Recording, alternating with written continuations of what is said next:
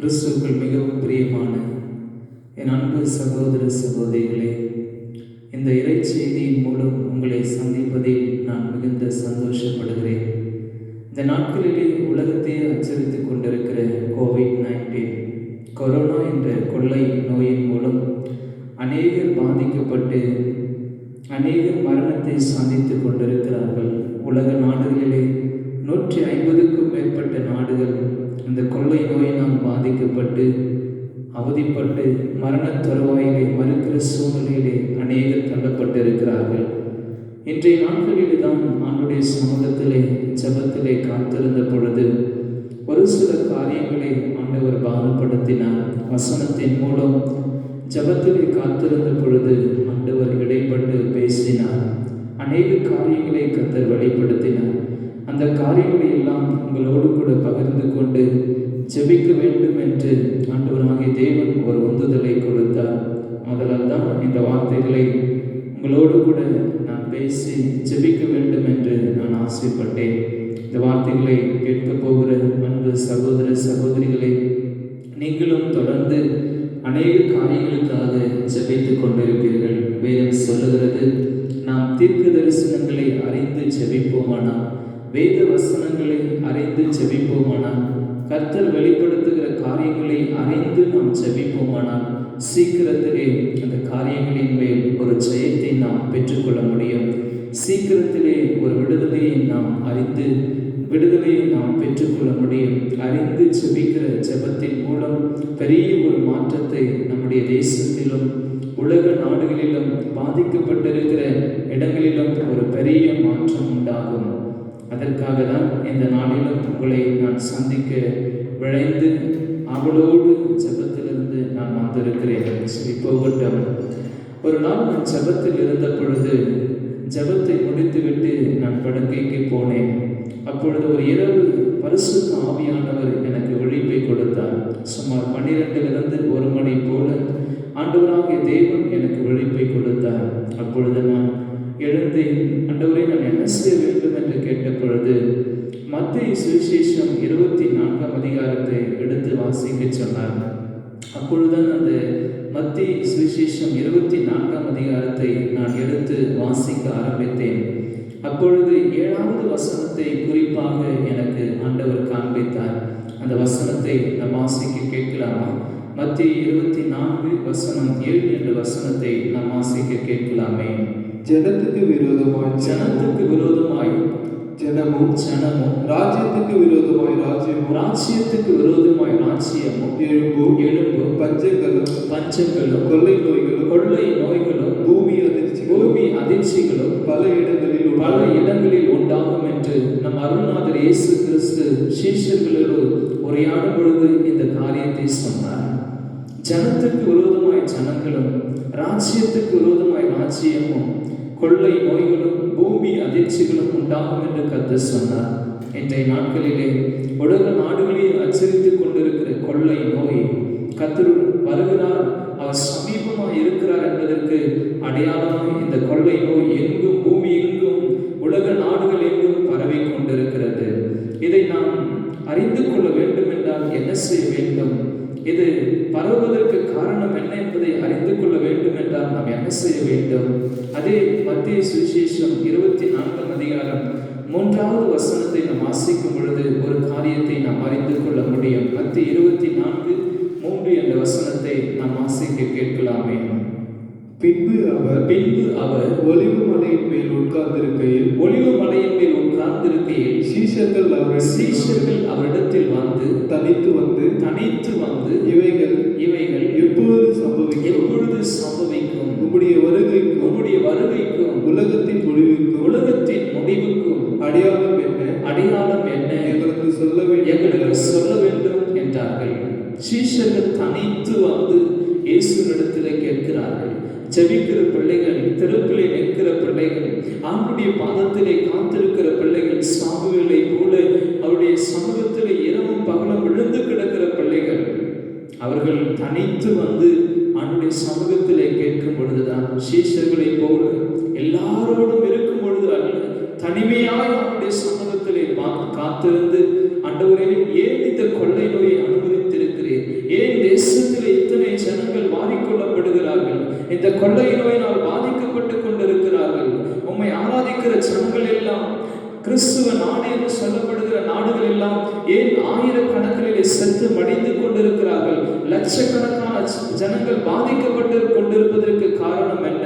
நாம் தனிமையாய் போய் ஆண்டுடைய சமூகத்திலே கேட்கும் பொழுதுதான் ஆண்டவர் அந்த காரியங்களை விலைக்கு காண்பிக்கிறார். பிரியமானவர்களே, அப்படிதான் தனித்திருந்து அவருடைய சமூகத்திலே கேட்டேன்.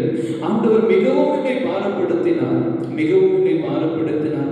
தனித்து போய் அவருடைய சமூகத்திலே நான் கேட்டேன். இது கொள்ளை நோய், இது ஜனங்களை வாரிக்கொள்ளுகிற பெரிதான கொள்ளை நோயாய் இருக்கிறது.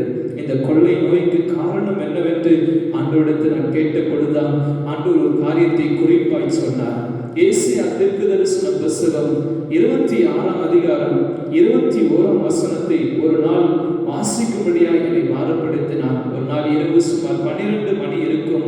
நான் படுக்க போவதற்கு முன்பு அதிகமாய் கண்ணீரோடு நான் பாரத்தோடு இருந்து, ஆண்டவரே, அநேக ஜனங்கள் இந்த கொள்ளை நோயினால் பாதிக்கப்படுகிறார்களே, அநேக தீர்க்கதரிசிகளும் ஊழியர்களும் விசுவாசிகளும் இதற்காக பாரத்தோடு திறப்பிலே நின்று ஜெபித்துக் கொண்டிருக்கிறார்களே, ஏனப்பா இந்த காரியம் என்று நான் ஜெபித்த பொழுதுதான் ஏசாயா 26 அதிகாரத்தை முழுவதுமாய் படிக்கும்படி ஆண்டவர் என்னை பாரப்படுத்தினார். அதிலே கடைசி வசனம் 21 வசனத்தில் என்ன சொல்லப்பட்டிருக்கிறது அதை நாம் வாசிக்க கேட்கலாமே. இதோ இதோ பூமியினுடைய குடிகளின் அக்கிரமங்களின் நிமித்தம் அவைகளை விசாரிக்கும்படி கர்த்தர் தம்முடைய ஸ்தானத்திலிருந்து புறப்பட்டு வருவார். பூமி தன் இரத்தப்பழிகளை வெளிப்படுத்தி தன்னிடத்தில் கொலை செய்யப்பட்டவர்களை மூடாதிருக்கும். எவ்வளவு அழகாய் சொல்லப்பட்ட ஆண்டவர் பேசின காரியம். பிரியமானவர்களே, இதோ பூமியினுடைய குடிகளின் அக்கிரமங்களை நிமித்தம் அவர்களை விசாரிக்கும்படி கர்த்தர் தம்முடைய ஸ்தானத்திலிருந்து புறப்பட்டு வருவார். பூமியிலே காணப்படுகிற அக்கிரமம், தேவனை துக்கப்படுத்துகிற காரியம், அக்கிரமமான காரியம் தேசங்களிலே பெருகி இருக்கிறபடியினால் தான் தேவன் அது நடந்திருக்கிறது என்பதை பார்க்கும்படி விசாரிக்கும்படி பூமியின் மேல் தேவன் இறங்கி வருகிறார். தேவனாகிய கர்த்தர் இறங்கி வருகிறார். பூமி தன் இரத்தப்பழிகளை வெளிப்படுத்தி தன்னிடத்தில் கொலை செய்யப்பட்டவர்களை இனி மூடாதிருக்கும். இரத்தப்பழிகளை வெளிப்படுத்தி தன்னிடத்தில் கொலை செய்யப்பட்டவர்களை இனி மூடாது இருக்கும். அக்கிரமம் தேசங்களிலே பெருகி இருக்கிறது. இரத்தப்பழி தேசங்களிலே பெருகி இருக்கிறது. கர்த்தரை துக்கப்படுத்துகிற காரியங்கள் தேசத்திலே பெருகி இருக்கிறது. ஆதலால் தான் தேவன் இந்த காரியங்களை அனுமதித்திருக்கிறார். நமக்கு தெரியும் சோதோம் குமரா பட்டணத்திலே அழிவுக்கு காரணம் என்ன? ஆதியாகமம் 18 அதிகாரத்தை திருப்பிக் கொள்ளும் பொழுது அதிலே ஒரு சம்பவத்தை தேவன் குறிப்பாய் சொல்லுகிறார். நமக்கெல்லாம் தெரிந்த ஒரு சம்பவம் தான். ஆதியாகமம் 18 அதிகாரம் 20, 21 என்ற 2 வசனங்களை நாம் வாசிக்க கேட்கலாமா? அங்கே தேவன் ஒரு காரியத்தை சொல்லுகிறார். பாருங்கள், ஆதியாகமம் 18, 20, 21 என்ற 2 வசனங்களை நாம் வாசிக்கலாமே. பின்பு கர்த்தர் சோதோம் குமராவின் கூக்குரல் பெரிதாயிருப்பதினால் அவைகளின் பாவம் மிகவும் கொடியதாய் இருப்பதினால் நான் இறங்கி போய் என்னிடத்தில் வந்து எட்டின அதில் கூக்குரலின்படியே அவர்கள் செய்திருக்கிறார்களோ இல்லையோ என்று பார்த்து அறிவேன் என்றார். 20ஆம் வசனத்தில் ஆண்டவர் மிகவும் தெளிவாய் சொல்கிறார். பின்பு கர்த்தர் சோதோம் குமாராவின் கூக்குரல் பெரிதாய் இருப்பதினாலும் அவைகளின் பாரம் மிகவும் கொடிதாய் இருப்பதினாலும் நான் இறங்கி போவேன். அவைகளின் படி செய்திருக்கிறார்கள் இல்லை என்று நான் இறங்கி போய் விசாரிப்பேன் என்று தேவாதி தேவன் கீழே இறங்கி வருகிறார். சோதோம் குமாராவின் பாவம், அப்படி அவர்கள் என்ன பாவத்தை செய்தார்கள்? சோதோம் குமரா பட்டணத்தினுடைய பாவம் என்னவா இருந்தது என்று வேதம் அழகாய் சித்தரித்து காண்பிக்கிறது. பிரியமானவர்களே, யூதா ஒரே ஒரு அதிகாரத்தை கொண்ட அப்போஸ்தலனாகிய யூதா எழுதின பொதுவான நிருபம், யூதா 1ஆம் அதிகாரம் 7வது வசனத்தை வாசிக்கும் பொழுது வேதம் அழகாய் சோதோம் குமரனுடைய பாவத்தை சித்தரித்து காண்பிக்கிறது. அந்த வசனம் சொல்லுகிறது, 7வது வசனத்தை வாசிக்கும் பொழுது, அப்படியே சோதோம் குமரா பட்டணத்தார்களும் அவர்களை சூழ்ந்த பட்டணத்தார்களும் அவர்களை போல விபச்சாரம் பண்ணி அந்நிய மாம்சத்தை தொடர்ந்து நித்திய நித்திய அக்கினியை அடைந்து திருஷ்டாந்தமாக வைக்கப்பட்டிருக்கிறார்களா? திருஷ்டாந்தமாக வைக்கப்பட்டிருக்கிறார்கள். ஆக்கினை தீர்ப்பு அவர்களுக்கு வந்தது காரணம் என்ன தெரியுமா? விபச்சாரம் என்ற பாவம், அந்நிய மாம்சத்தை தொடர்ந்த பாவம், ஓரினை சேர்க்கை என்ற பாவம் தேசத்திலே பெருகினது. கர்த்தரை துக்கப்படுத்துகிற பாவம் பெருகினது. அது நிமித்தம் அவர்கள் செய்திருக்கிறார்களோ இல்லையோ என்று பார்க்கும்படியா தேவாதி தேவன் இந்த பூமிக்கு அவர் இறங்கி வருகிறார். அவர் இறங்கி வருகிறார். பிரியமானவர்களே, அவர் இறங்கி வருகிறார். தேவனை துக்கப்படுத்துகிற காரியம் தேசங்களில் நடக்கும் பொழுதுதான் தேவாதி தேவன் இந்த பூமிக்கு இறங்கி வருகிறார். ஒரு நாளும் தேவன் தீமையினால் சோதிக்கிறவரே கிடையாது. ஒரு நாளும் ஜனங்களை அழிக்க வேண்டும் என்று விரும்புவதே கிடையாது. சாகிறவனுடைய சாவை ஒரு நாளும் தேவன் விரும்புகிறதே கிடையாது. செய்கிற பாவங்களின் நிமித்தம், அக்கிரமங்களின் நிமித்தம், மீறுதல்களின் நிமித்தம் தேவ கோபாக்கினை வந்திருக்கிறது என்று வேதம் அழகாய் சொல்லுகிறது. அந்த பாவம் சோதோம் கொமோரா பட்டணத்திலே பெருகிறது நிமித்தம் தான் அழிக்க வேண்டிய ஒரு சூழ்நிலைக்குள்ளாய் அந்த பட்டணம் தள்ளப்பட்டது. பிரியமானவர்களே, ஆண்டவரும் அதைதான் சொன்னார். இன்றைய நாட்களிலே தேசங்களிலே பெருகிருக்கிற விபச்சார பாவம், ஓரின சேர்க்கை என்ற பாவம், தேவனை துக்கப்படுத்துகிற அநேக பாவங்கள் தேசத்திலே பெருகிருக்கிறபடியால் தான் இந்த காரியங்கள் எல்லாம் நடைபெற்றுக் கொண்டிருக்கிறது என்று தேவன் சொன்னார். இந்த பாவத்தின் நிமித்தம் தேவன் எப்படி துக்கப்பட்டு இந்த காரியங்களை செய்ய ஆரம்பித்தார்?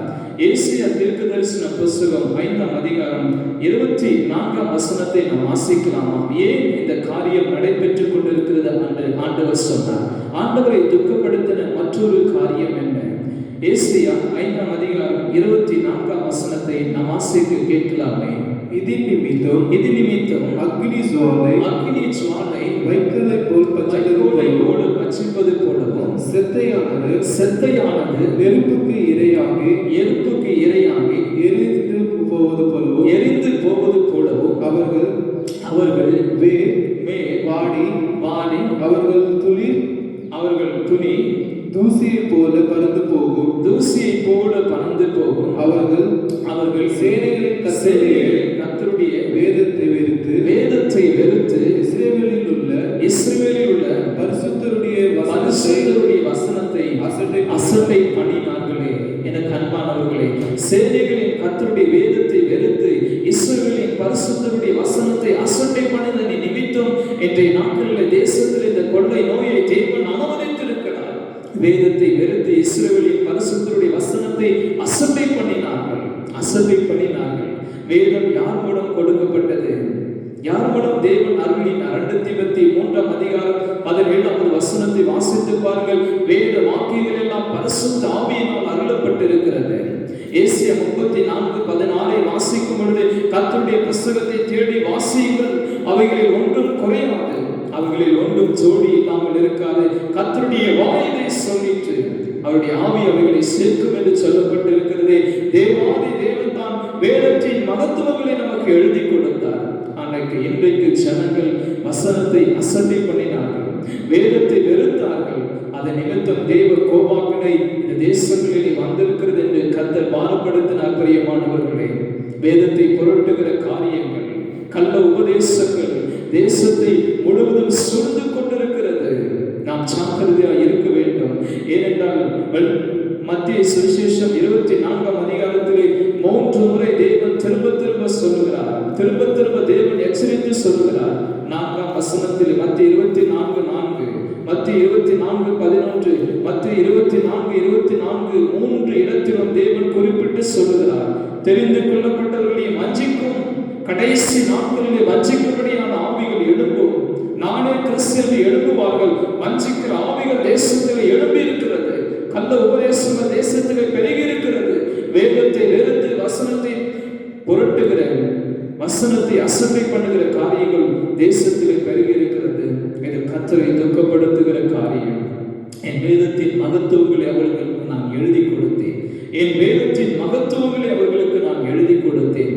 அவர்களை அந்நிய காரியமாக அவர்கள் எண்ணினார்களே. தேவன் மிகவும் துக்கப்படுகிறார். பிரியமானவர்களே, ஏன் இந்த வேதத்தை குறித்து தேவன் துக்கப்படுகிறார்? அந்த வேதத்திலே ஜீவன் இருக்கிறது.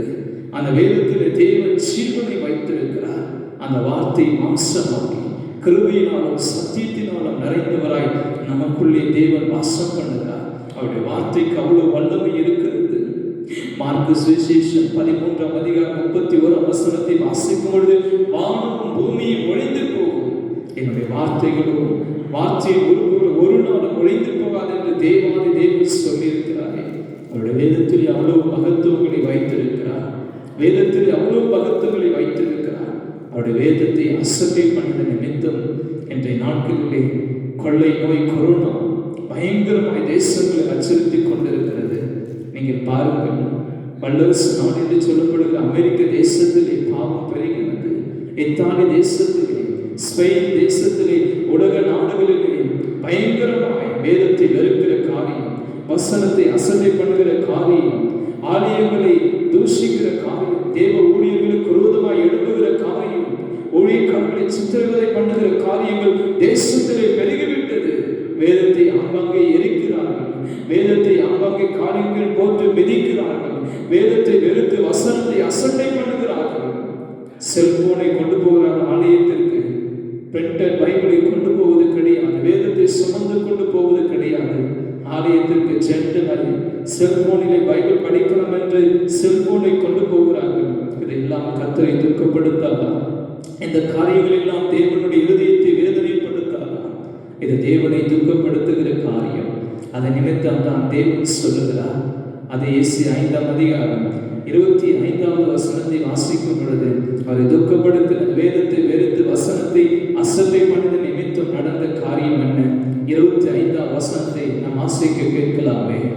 ஆகையால் கர்த்தருடைய கோபம் தமது ஜனங்களுக்கு விரோதமாய் மூண்டது.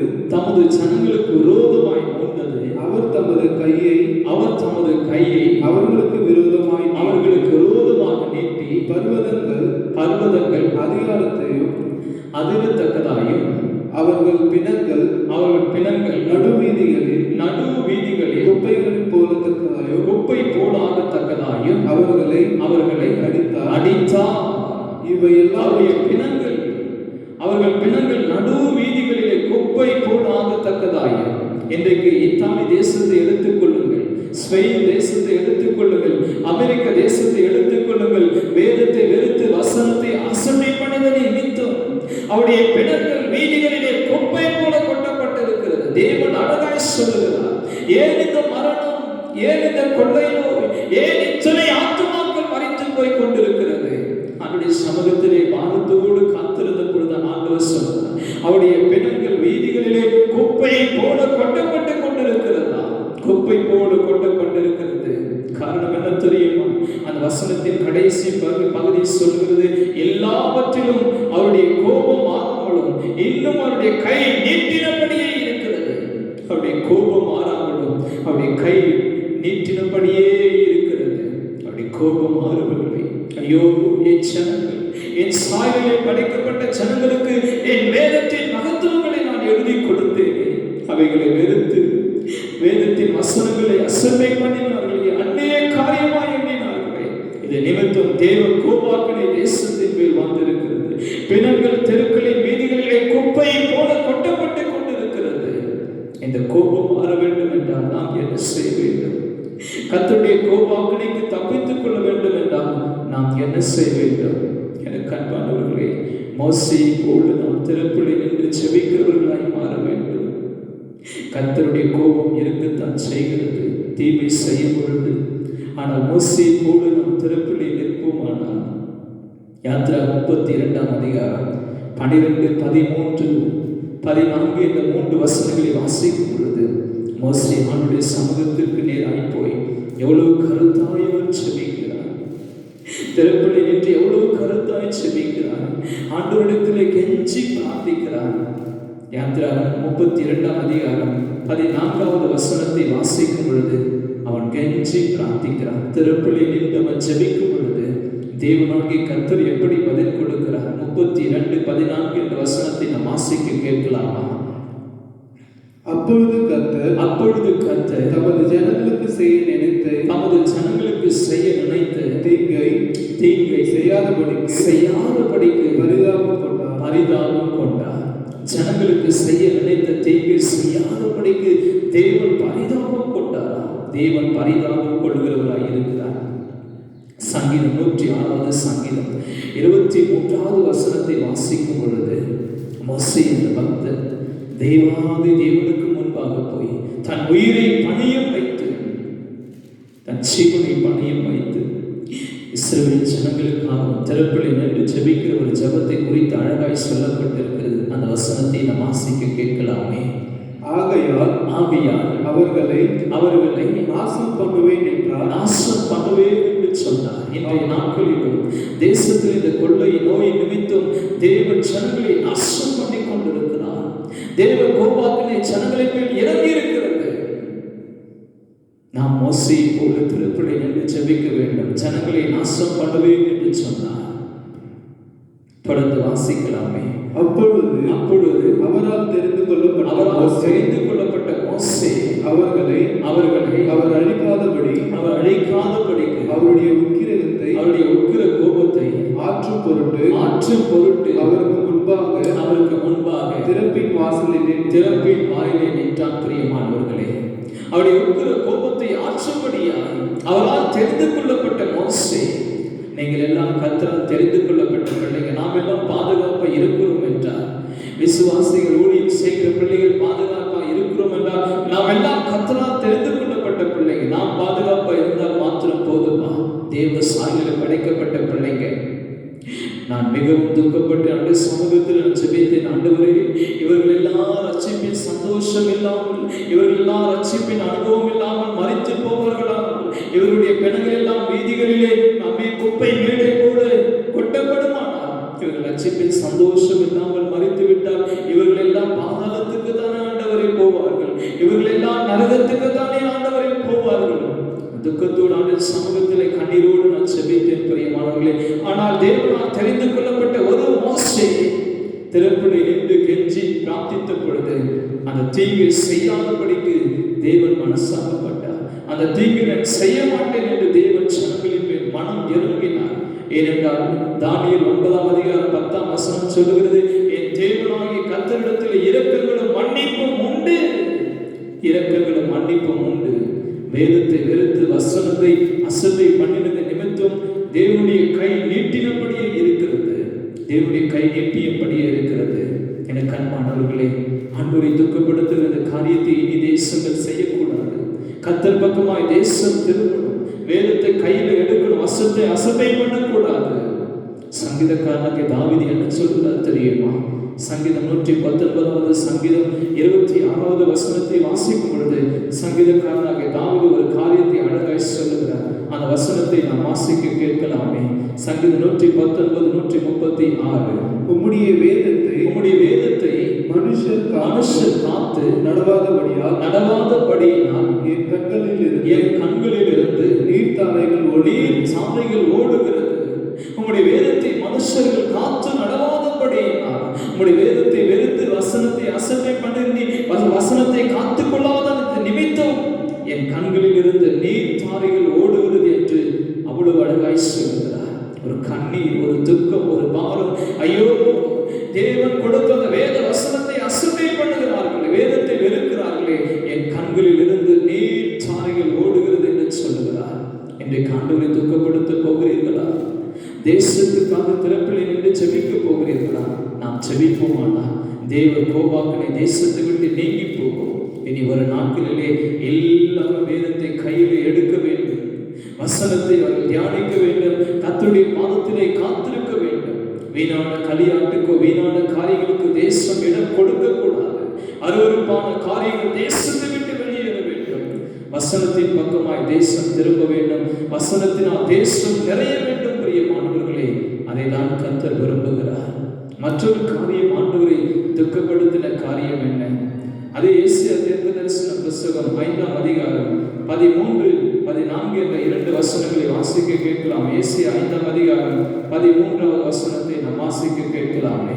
என் ஜனங்கள் அறிவில்லாமையினால் சிறைப்பட்டு போகிறார்கள். அவர்களே கனமுள்ளவர்கள் பட்டினினால் தேய்ந்து போகிறார்கள். அவர்களுடைய திரளான கூட்டத்தால் தாகத்தால் நாவறண்டு போகிறார்கள். என் ஜனங்கள் அறிவில்லாமையினால் சிறைப்பட்டு போகிறார்கள். கர்த்தரை அறிகிற அறிவு இல்லாத நிமித்தம் சிறைப்பட்டு போகிறார்கள். ரோமர் 1:21 வாசிக்கும் பொழுது அதில் வேதம் அழகாய் சொல்லி இருக்கிறது. பிரியமானவர்களே, அப்போஸ்தலனாகிய பவுல் ஒரு காரியத்தை விளக்கி காண்பிக்க ரோமர் 1:21 அவர்கள் தேவனை அறிந்து அவரை தேவன் என்று மகிமைப்படுத்தாமல் தங்கள் சிந்தனைகளினாலே வீணரானார்கள். உணர்வில்லாத அவருடைய இருதயம் இருளடைந்தது. ஜனங்கள் அவரை அறிகிற அறிவை பற்றிக் கொள்ளாதது நிமித்தம் சிறைப்பட்டு போனார்கள். இருதயம் இருளடைந்து போனது. தேவனுடைய விருப்பம் என்ன? 1 தீமோத்தேயு 2:4 சொல்லுகிறது, எல்லாரும் ரட்சிக்கப்படவும் சத்தியத்தை அறிகிற அறிவை அடைய வேண்டும் என்று தேவன் விரும்பினார். இந்த அறிவு இல்லாத நிமித்தம் ஒரு சிறையிருப்பு, இந்த கொள்ளை நோய் என்ற சிறையிருப்பு தேசங்களை சூழ்ந்து கொண்டிருக்கிறது. தேவனை அறிகிற அறிவை அறிந்த பிறகும் அவரை துதிக்கவில்லை, அவருடைய நாமத்தை மகிமைப்படுத்தவில்லை. இது நிமித்தம் இருளடைந்து போயிருக்கிறது. இழிவான இச்சை ரோகங்களுக்கு தேவன் அவர்களை ஒப்புக் கொடுத்தார் என்று ரோமர் 1:26 சொல்லுகிறது. ரோமர் 1:24 வாசிக்கும் பொழுது அசுத்தமான காரியங்களுக்கு அவர்களை ஒப்புக் கொடுத்தார். ரோமர் 1:28 வாசிக்கும் பொழுது கேடான சிந்தனைகளுக்கு அவர்களை ஒப்புக் கொடுத்தார். காரணம் என்ன தெரியுமா? தேவனை துக்கப்படுத்துகிற பாவம் நடந்து கொண்டிருக்கிறது. சிருஷ்டிகளை தொழுது சேவியாமல் சிருஷ்டியை தொழுது ஜனங்கள் சேவித்துக் கொண்டிருக்கிறார்கள். ஆண்டவரை துக்கப்படுத்துகிற காரியம், பிரியமானவர்களே, ஆண்டவரை துக்கப்படுத்துகிற காரியம். பெண்கள் எல்லாம் அனுபவத்துக்கு சுவாபத்துக்கு விரோதமான அனுபவங்களை மாற்றினார்கள். ஆண்கள் எல்லாம் ஆண்களோட அவலட்சணமான காரியங்களை நடப்பித்தார்கள். இதெல்லாம் தேவனை துக்கப்படுத்துகிற காரியம், தேவனை வேதனைப்படுத்துகிற காரியம். கர்த்தரை அறிகிற அறிவை ஜனங்கள் அறிந்து கொள்ள விருப்பம் இல்லாமல் தகாத காரியங்களை நடப்பதற்கு நிமித்தம் இந்த நாட்களிலே இது போல காரியங்கள் நடைபெற்றுக் கொண்டிருக்கிறது. 14வது வசனம், ஏசாயா 5:14 சிறைப்பட்டது நிமித்தம் நடக்கிற காரியம் என்ன? ஏசாயா 5:14 என்ற வசனம் என்ன சொல்கிறது? வாசிக்க கேட்கலாமே. அது நிமித்தம் பாதாளம் தன்னை விரிவாக்கி தன் வாயை ஆவென்று மட்டில்லாமல் திறந்தது. அவர்கள் மகிமையும் அவர்கள் திரள் கூட்டமும் அவர்கள் ஆடம்பரமும் அவர்களின் களி கூறுகிறவர்களும் அதற்கு இறங்கி போவார்கள்.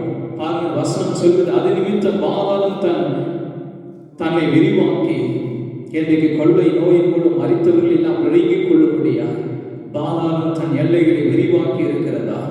பாதாளம் தன்னை விரிவாக்கி தன் வாயை ஆவென்று மட்டில்லாமல் திறந்து, பாதாளம் தன் வாயை ஆவென்று மட்டில்லாமல் திறந்திருக்கிறதா? அதில் யாரெல்லாம் விழுந்து போகிறார்கள்? அவர்கள் மகிமையும் அவர்கள் திரள் கூட்டமான ஜனங்கள், உலகத்தை நாடி தேடி ஓடினவங்க, ஆடரமா வாழ்ந்தவங்க, இதுதான் எனக்கு சொத்து, இதுதான் எனக்கு ஆடம்பரம், குடிப்பதும் வெறிப்பதும் களியாட்டு செய்வதும் கர்த்தருக்கு சுத்தமில்லாத காரியங்களை செய்ததற்கு நிமித்தம், தேவனை துக்கப்படுத்தின காரியங்களின் நிமித்தம் திரள் கூட்ட ஜனங்கள், அவர்கள் ஆடம்பரமும் அவர்களின் களிக்கூறுகளும் அதற்குள் இறங்கி போவார்கள். பாதாளத்துக்குள்ளா இறங்கி போகும்படியா இந்த காரியம் நடைபெற்றிருக்கிறது. எனக்கு அன்பானவர்களே, தேவனை துக்கப்படுத்துகிற காரியத்திலிருந்து வெளியே வருவோமா? அவனுடைய சமூகத்திலே நாம் காத்திருப்போமா? இதிலிருந்து விடுவித்துக் கொள்ள ஒரே ஒரு வழி, மோசேயை போல நாம் திறப்பில் நின்று ஜெபிக்க வேண்டும். கடைசி ஆண்டவர் சொன்ன, ஆண்டவர் இதிலிருந்து நாம் விடுதலையாக வேண்டும் என்றால் என்ன செய்ய வேண்டும்? ஆண்டவரே, அவனுடைய பாதத்திலே காத்திருந்து வேதத்தை வெறுத்து வசனத்தை அசட்டை பண்ணிவிட்டார்களே அப்பா, நம்மை துக்கப்படுத்துகிற காரியங்களை செய்து விட்டார்களே, என்ன செய்வது ஆண்டவரே? அவனுடைய சமூகத்திலே ஜெபிக்கும் பொழுதுதான் ஆண்டவர் ஒரு காரியத்தை கற்றுக் கொடுத்தார். அதே ஏசாயா 19:22 வசனத்தை வாசிக்கும் பொழுது ஒரு காரியத்தை ஆண்டவர் பேசினார். அவர்களை எப்படி நான் குணமாக்குவேன் என்று ஒரு காரியத்தை வசனத்தின் மூலம் கர்த்தர் பேசினார். கர்த்தர் எகிப்தியரை வாதையினால் அடிப்பார். இந்த நாட்களிலே உலக நாடுகளை தேவன் வாதையினால் அடித்திருக்கிறார். கொரோனா என்ற கொள்ளை நோயின் வாதை நிமித்தம் அடிக்கப்பட்டிருக்கிறார்கள். இது நீங்க வேண்டும் என்றால் ஆண்டவர் சொல்லுகிற காரியம் என்ன? கர்த்தர் எகிப்தியரை வாதையினால் அடிப்பார். அடித்து குணமாக்குவார். ஆண்டவர் சொல்லுகிறார், நான் அடித்தேன், நான் பீறினேன், நான் அவர்களை குணமாக்குவேன்.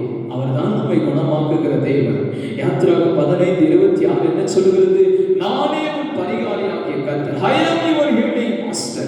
நானே உங்கள் பரிகாரியாகிய கர்த்தர் என்று சொல்லியிருக்கிறார். அடித்து குணமாக்குவார். அடுத்த வசனம் சொல்லுகிறது, கர்த்தரிடத்தில் மனம் திரும்புவார்கள், அவர்கள் கர்த்தரிடத்தில் மனம் திரும்புவார்கள். அப்பொழுது அவர்கள் விண்ணப்பத்தை கேட்டு அவர்களை குணமாக்குவார். அவர்கள் கர்த்தரிடத்தில் மனம் திரும்புவார்கள், அவருடைய ஜெபத்தை கேட்டு அவருடைய விண்ணப்பத்தை கேட்டு அவர்களை குணமாக்குவார். இதை குணமாக்க ஒரே ஒரு வழி, நாம் ஜெபிக்க வேண்டும், விண்ணப்பம் செய்ய வேண்டும், திறப்பிலே நிற்க வேண்டும். அழிந்து போகிற ஆத்துமாக்களுக்காக பாரம் எடுத்து நாம் ஜெபிக்க வேண்டும். கர்த்தர் பக்கமாய் ஜனங்கள் திரும்ப வேண்டும், கர்த்தர் பக்கமாய் ஜனங்கள் திரும்ப வேண்டும். ஆண்டவரே, நீர் இரக்கம் செய்கிற தேவன்.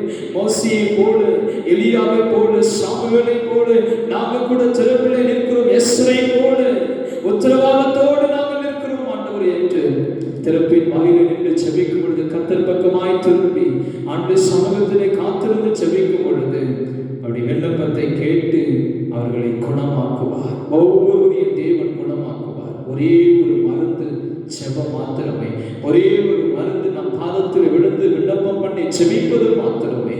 எனக்கு அன்பானவர்களே, நீங்க கூட உத்தரவாதம் எடுப்பீர்களா? எபிரேயர் 13:17 படி நீங்கள் உத்தரவாதத்தோடு நீங்கள் ஜெபிப்பீர்களா? கட்டாயம் அழிந்து போகிற ஆத்துமாக்களை தேவன் பாதுகாப்பார். ஒருவர் கூட ரட்சிப்பின் சந்தோஷம் இல்லாமல் மறிக்கவே கூடாது. ஒருவர் கூட கர்த்தருடைய அபிஷேகத்தின் வல்லமை இல்லாமல் மறிக்கவே கூடாது. ஒருவர் கூட கர்த்தருடைய கிருபையை இழந்து போகவே கூடாது. எல்லாரும் ரட்சிக்கப்பட வேண்டும், சத்தியத்தை அறிவை அடைய வேண்டும் என்று தேவன் விரும்புகிறாரே. இன்றைக்கு நீயும் நானும் பெற்றிருக்கிற ரட்சிப்பின் சந்தோஷத்தை இந்த கொரோனா கொள்ளை நோயினால் பாதிக்கப்பட்டிருக்கிற பிள்ளைகள் பெற்றுக்கொள்ள வேண்டும். உலக நாடுகள் பெற்றுக்கொள்ள வேண்டுமே. முஸ்லிம் சகோதரர்கள், இந்து சகோதரர்கள் பெற்றுக்கொள்ள வேண்டுமே. ரட்சிப்பின் அனுபவம் இல்லாமல் ஒருவர் கூட நரகத்துக்கோ பாதாளத்துக்கோ போய்விடவே கூடாது. அந்த அழிவான இடத்திற்கு, அந்த வேதனையான இடத்திற்கு, எரிகிற நரகம், ஐயோ கொள்ளை நோய்கள், அந்த இடத்திற்கு போய்விடவே கூடாது. நாம் தான் திறப்பிலே நின்று ஜெபிக்க வேண்டும். உத்தரவாதத்தோடு நாம் ஜெபிப்போமானால் கட்டாயம் நம்முடைய ஜெபத்தை தேவன் கேட்பார். நிச்சயம் நம்முடைய ஜெபத்தை தேவன் கேட்கிறவராய் இருக்கிறார். தேவன் கேட்கிறவராய் இருக்கிறார். அவர் எங்கும் நிறைந்த ஜோதி. அவர் இரக்கம் செய்கிற தேவன். அவர் இரக்கம் செய்கிற தேவன். மனுஷன் கண்களை மூடி கருத்தை நம்ம ஜெபிக்கலாம். ஆண்டவரே, எங்க தேசத்துக்கு மனம் இறங்கும் அப்பா. எங்கள் இந்திய தேசத்துக்கு மனம் இறங்கும். உலக நாடுகளுக்கு மனம் இறங்கும் ஆண்டவரே. அவர் இரக்கம் செய்கிற தேவன். அவர் இரக்கம் பாராட்டுகிற தேவனாக இருக்கிறார். எல்லாரும் என்னோடு சேர்ந்து ஒரு நிமிஷம் கண்களை மூடி கருத்தை நம்ம ஜெபிக்கலாமா? ஆண்டவரிடத்தில் இரக்கம் கேட்டு நம்ம ஜெபிக்கலாமா? ஆண்டவருடைய இரக்கம் கேட்டு நம்ம ஜெபிக்கலாமா? எல்லா கண்களை மூடி என்னோடு சேர்ந்து நீங்க ஜெபிங்களே. நமக்கு நன்றி சொல்லுகிறோம் ஆண்டவரே. ஹல்லேலூயா. எங்கும் நிறைந்த ஜோதியே, ஏழை பங்கில் உறைந்த நீதியே,